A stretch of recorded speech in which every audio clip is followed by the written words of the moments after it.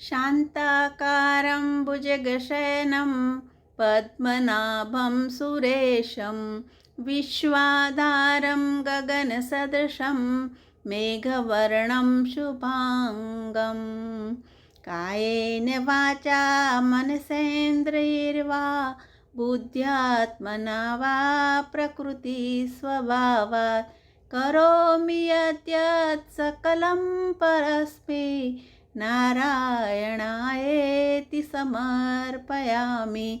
वसुदेवसुतं देवं कंसचारुण्यमर्दनं देवकी परमानन्दं कृष्णं वन्दे जगद्गुरुं शान्ताकारं भुजगशयनं पद्मनाभं सुरेशं विश्वाधारं गगनसदृशं मेघवर्णं शुभाङ्गं लक्ष्मीकान्तं कमलनयनं योगभिर्ध्यानगम्यम्।